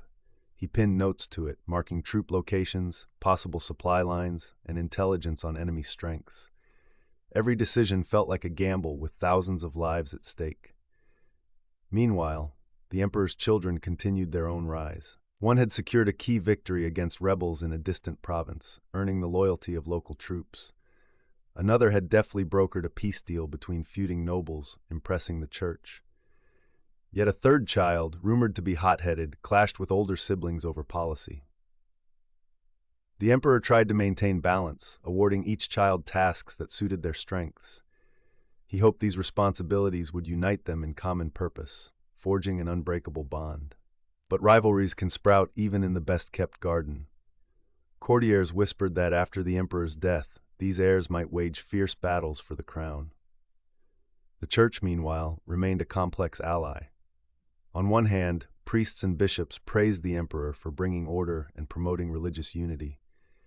On the other, some high-ranking churchmen demanded greater autonomy and richer endowments, citing their holy mission. The emperor, reluctant to loosen his grip, insisted that church lands serve the broader empire. That meant paying a share of taxes or offering soldiers in times of crisis. Tension simmered. Bishops reminded him that defying the church's will could undermine his moral legitimacy. The emperor countered that moral legitimacy also required a stable realm, not a patchwork of feudal enclaves. So the power dance continued, each side calculating how much to push without fracturing the alliance.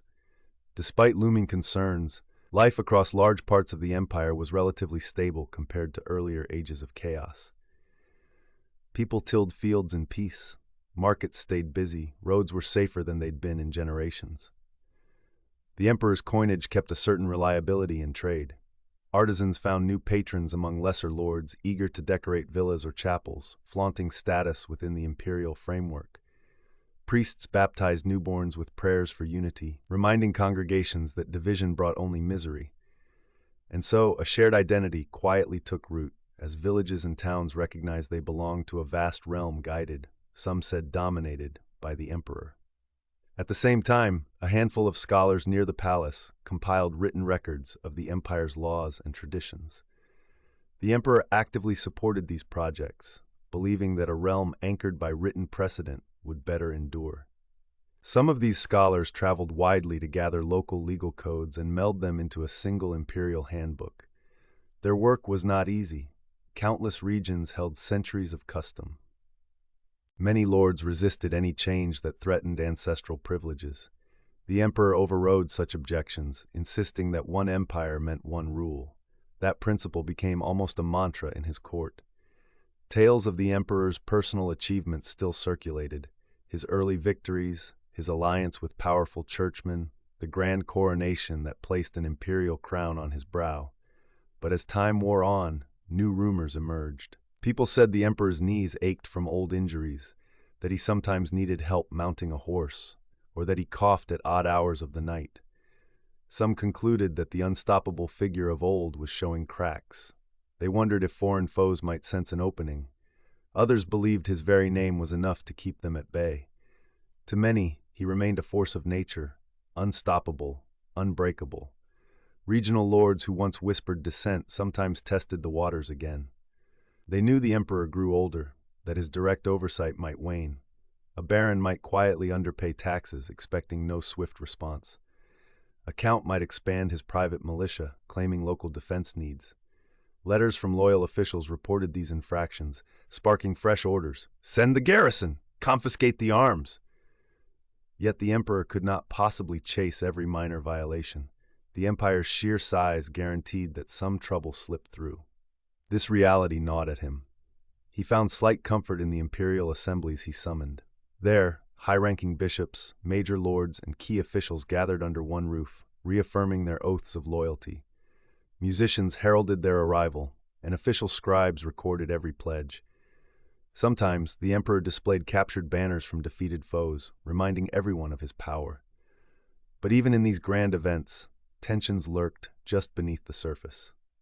A bishop might use flowery speeches to push for more church privileges. A lord might recite loyalty vows while secretly plotting an alliance with neighbors. The emperor's sharp gaze scanned the crowd, measuring every tone, every gesture. Friends or foes, allies or opportunists. He had to guess, then act accordingly.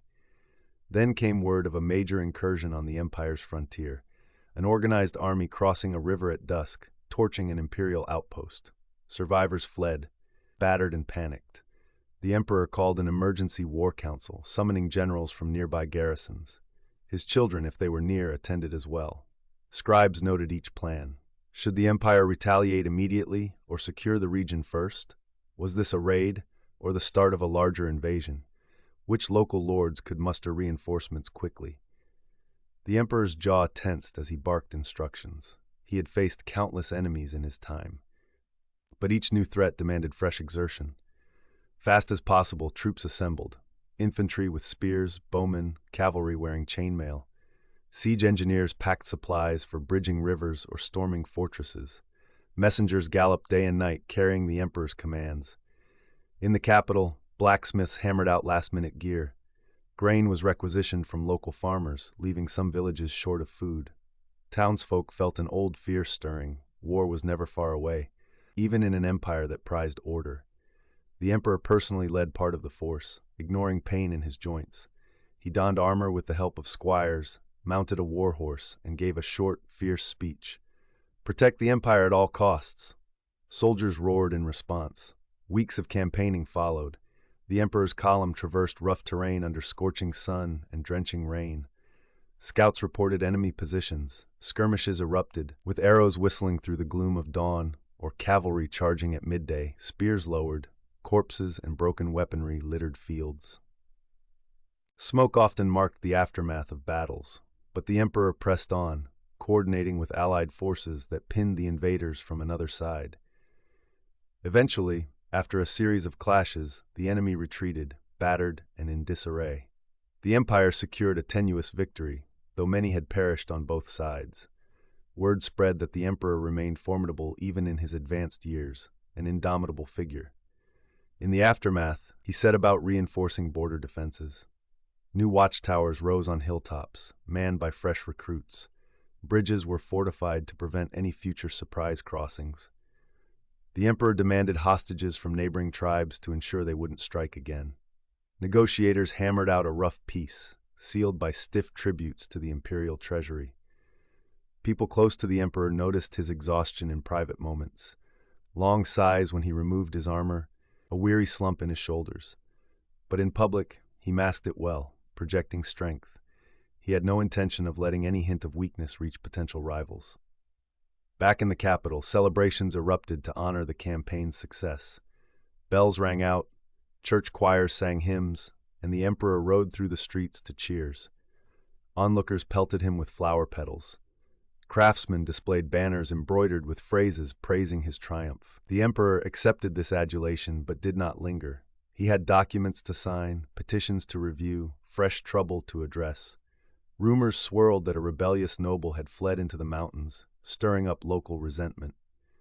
Another advisory note mentioned that a bishop refused to recognize imperial taxes on newly acquired church lands. The tasks never ended.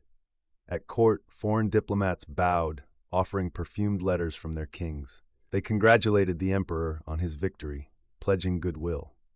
Some also sneaked in requests, reduced tariffs, expanded rights for their merchants, or safe passage for a particular caravan. The emperor might grant or deny such appeals depending on how they fit his grand strategy. These petty negotiations stood in stark contrast to the roar of battle, but they were just as crucial. One misstep in diplomacy could lead to the next war. The emperor had to juggle everything: war, politics, finances, faith, like a performer spinning plates, never letting one crash to the ground.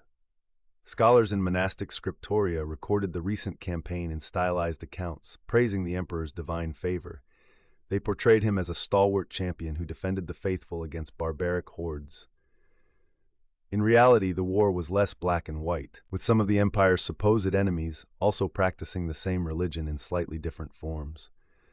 But official propaganda served to unify the empire's population behind the emperor's leadership.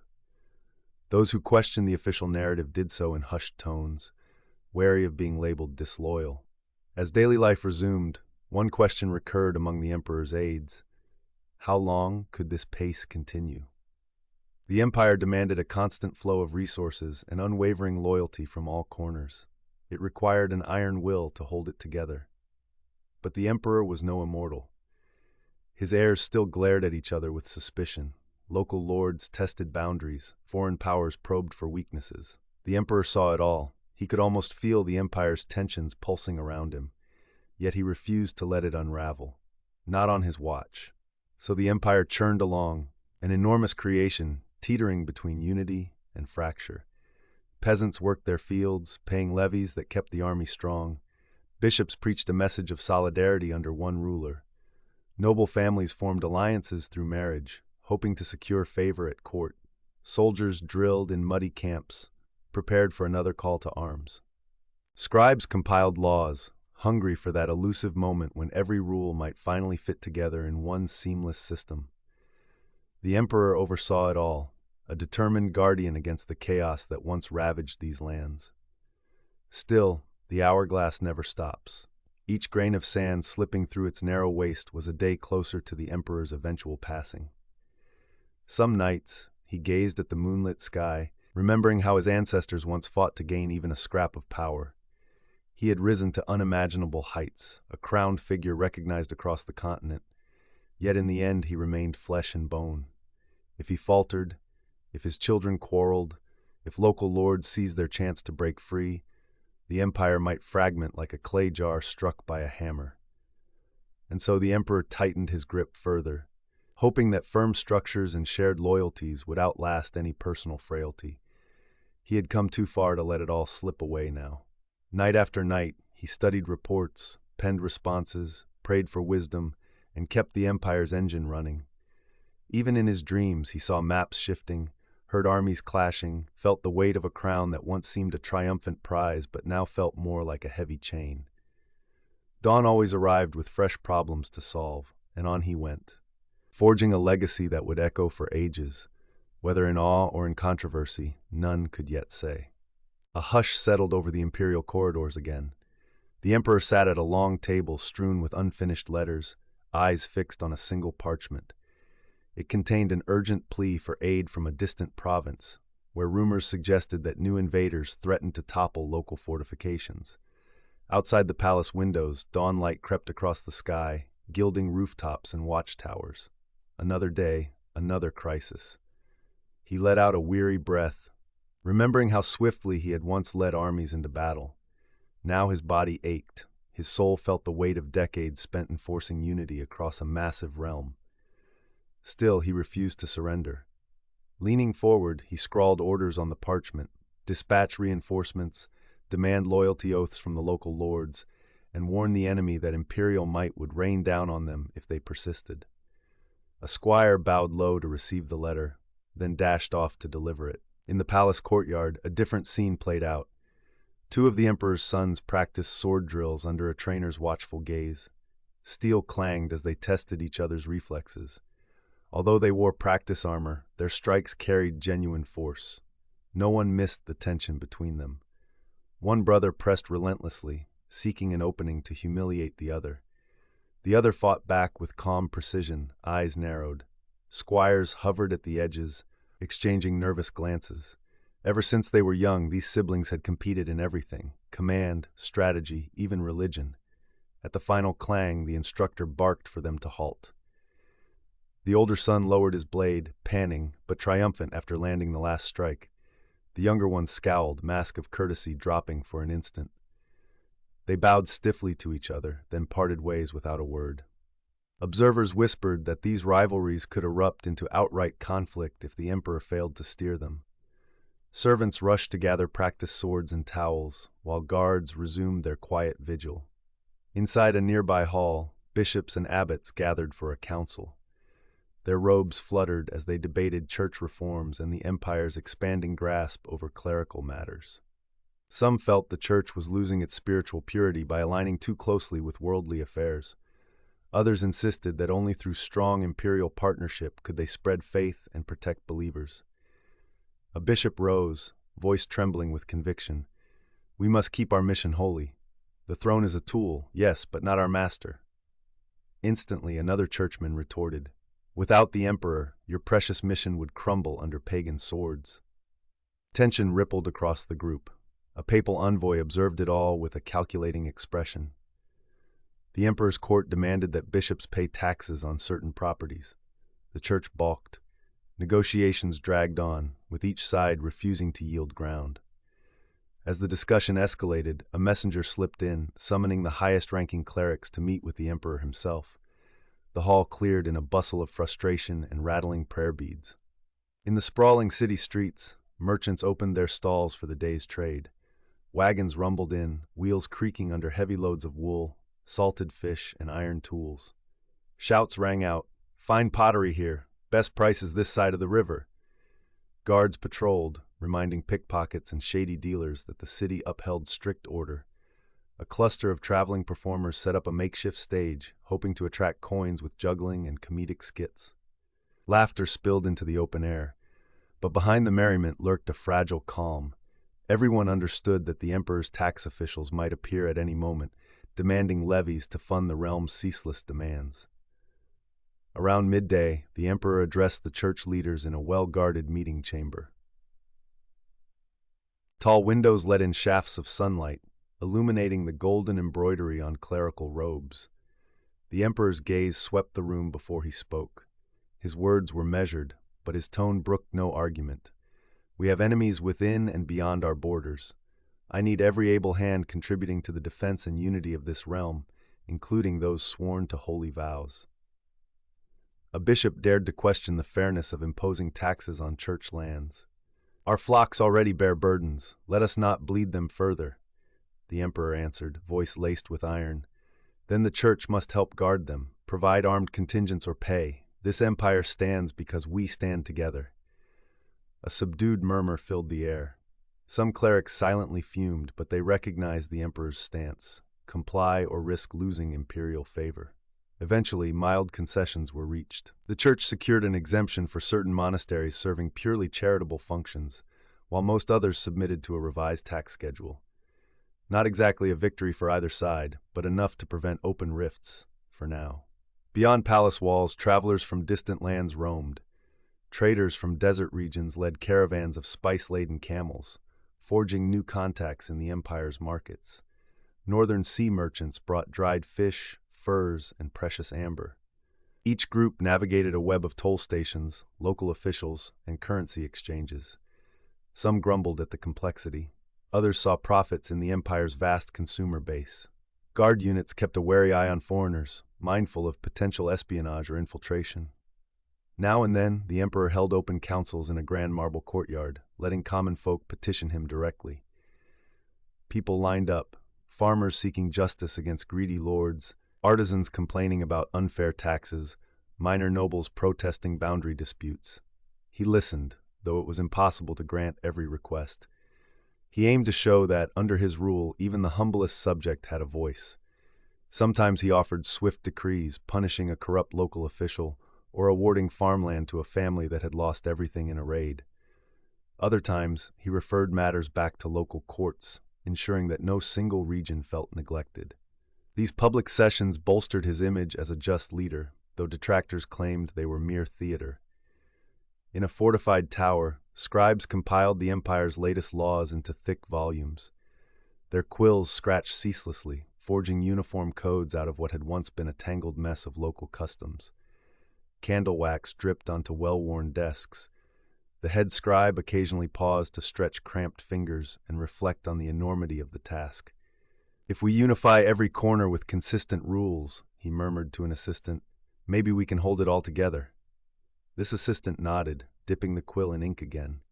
Meanwhile, couriers rushed these updated regulations to distant outposts, hoping local lords wouldn't twist them for selfish ends. Rumors flew of distant conflicts among rival kingdoms not yet under imperial sway. Some said these lands were forging alliances to check the emperor's advance. Others claimed internal strife might break them before they ever challenged the empire. The emperor's spies circulated in those courts, gathering intelligence. Periodically, coded messages returned, detailing which princes nursed grudges, which barons might be bribed, and which generals were incompetent. The emperor added each scrap of information to his mental tapestry, knowing where to press, how to sow discord among enemies, and when to strike if they turned hostile. Among his own heirs, the emperor tried to spread responsibilities carefully. One child oversaw the southwestern frontiers, balancing treaties with local tribes. Another managed a series of fortifications along the rugged mountain passes. Yet another took charge of grain shipments flowing to the army encampments. These roles tested their ability to govern without overshadowing each other. But rivalry is a hungry beast, and sometimes the children's ambitions clashed. The emperor stepped in whenever tensions threatened the unity of the realm. A stern word here, a reminder of shared destiny there. He repeated the routine, hoping they'd eventually learn. As the emperor navigated all this, his physical limitations grew clearer. Climbing stairs left him winded. Long hours in the saddle aggravated old wounds. His physicians prescribed rest and tinctures made from exotic herbs, but he wouldn't slow his pace. "I'll rest when the empire is safe," he often muttered. Attendants found him dozing at his desk in the small hours, face resting on half-finished documents. They gently roused him, fearful of incurring his wrath, but more fearful that ignoring him would cause disaster. In certain regions, the empire's stern policies led to simmering anger. Where forced conversions had once been enforced, local populations bristled under church decrees. Where heavy taxation funded constant warfare, peasants whispered about oppression. A small band of dissenters formed secret gatherings, chanting that they'd rather die free than live under distant rule. Officials cracked down fiercely when they caught wind of such groups, arresting ringleaders and seizing property. Still, the seeds of resentment survived, hidden in forest enclaves or behind the walls of tight-knit villages. Yet stability remained the dominant reality in most towns. Taverns hummed with banner, farmers sold produce at markets, and traveling entertainers plied their trade for coins. Festivals honored harvest seasons or religious feast days, drawing crowds into lively processions. Drums and flutes accompanied dancers bedecked in ribbons. These celebrations, though overshadowed by the empire's demands, reminded folks that life held more than conflict and duty. In that sense, the emperor's reign offered at least a measure of predictability that earlier generations had lacked. A traveling monk, known for his skill in healing wounds, journeyed through the empire, observing both wonders and hardships. He scribbled notes on parchment each night, describing well-paved roads, reformed local laws, and improved defenses, yet also lamenting forced labor and occasional brutality. Arriving near the capital, he witnessed a grand procession, a visiting prince welcomed with fanfare. Trumpets blared, banners fluttered, and the emperor appeared on horseback. Soldiers lined the street in perfect formation, eyes locked ahead. The monk felt awe at the discipline, but shuddered at the aura of controlled power. Once the ceremony concluded, the emperor hosted the prince in a vaulted audience chamber, where polished columns rose like trees of stone. Courtiers in fine garb stood at attention, each hoping to glean new gossip or an advantage. The emperor greeted his guest warmly, discussing trade routes, possible military cooperation, and the looming threat of another realm. Both men measured each other with polite smiles. A deal took shape. The prince's land would open its markets to imperial merchants in exchange for a pledge of mutual defense. But hidden clauses allowed the emperor to station a small force near the prince's border, just as a friendly measure, or so he claimed. The prince, wary yet outmatched, agreed.